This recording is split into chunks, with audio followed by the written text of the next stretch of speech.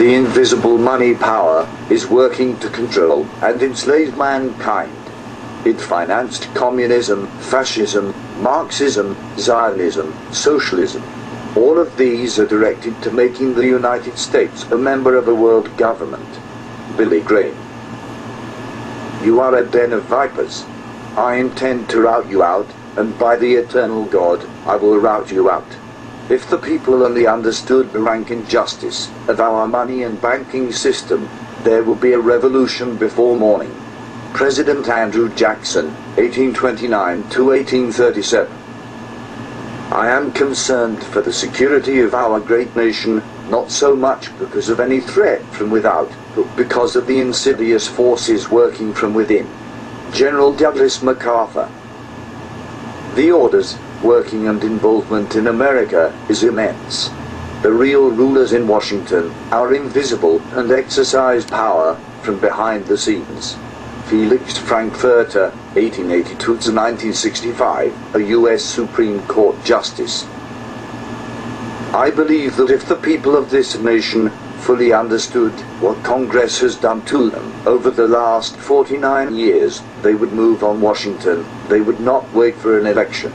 It adds up to a preconceived plan to destroy the economic and social independence of the United States. George W. Malone, U.S. Senator, Nevada, speaking before Congress in 1957. The real menace of our republic is the invisible government, which like a giant octopus sprawls its slimy legs over our cities, states and nation. Mayor John F. Hylan of New York. In politics, nothing happens by accident. If it happens, you can be sure we planned it that way. President Franklin Roosevelt. Some of the biggest men in the United States in the field of commerce and manufacture are afraid of something. They know that there is a power somewhere, so organized, so subtle, so watchful, so interlocked, so complete, so pervasive that they had better not speak above their breath when they speak in condemnation of it. President Woodrow Wilson. I am a most unhappy man. I have unwittingly ruined my country. A great industrial nation is controlled by its system of credit. Our system of credit is concentrated. The growth of the nation, therefore, and all our activities are in the hands of a few men. We have come to be one of the worst ruled, one of the most completely controlled and dominated governments in the civilized world. No longer a government by free opinion, no longer a government by conviction and the vote of the majority, but a government by the opinion and duress of a small group of dominant men. President Woodrow Wilson. Single acts of tyranny may be ascribed to accidental opinion of the day, but a series of oppressions begun at a distinguished period and pursued unalterably through every change of administrations plainly proves a deliberate systematic plan of reducing us to slavery. If the American people ever allow private banks to control the issue of their currency, first by inflation and then by deflation, the banks and corporations that will grow up around them will deprive the people of all property until their children wake up homeless on the continent their fathers conquered. Thomas Jefferson. It is not my intention to doubt that the doctrine of the Illuminati and the principles of Jacobinism had not spread in the United States.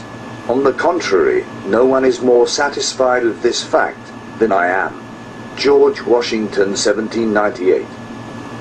Ladies and gentlemen, the very word secrecy is repugnant in a free and open society, and we are as a people inherently and historically opposed to secret societies, to secret oaths, and to secret proceedings. For we are opposed around the world by a monolithic and ruthless conspiracy that relies primarily on covert means for expanding its sphere of influence, on infiltration instead of invasion, on subversion instead of elections, on intimidation instead of free choice. It is a system which has conscripted vast human and material resources into the building of a tightly knit highly efficient machine that combines military, diplomatic, intelligence, economic, scientific, and political operations. Its preparations are concealed, not published. Its mistakes are buried, not headlined.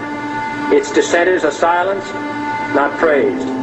No expenditure is questioned, no secret is revealed. That is why the Athenian lawmaker Solon decreed it a crime for any citizen to shrink from controversy. I am asking your help in the tremendous task of informing and alerting the American people, confident that with your help, man will be what he was born to be, free and independent.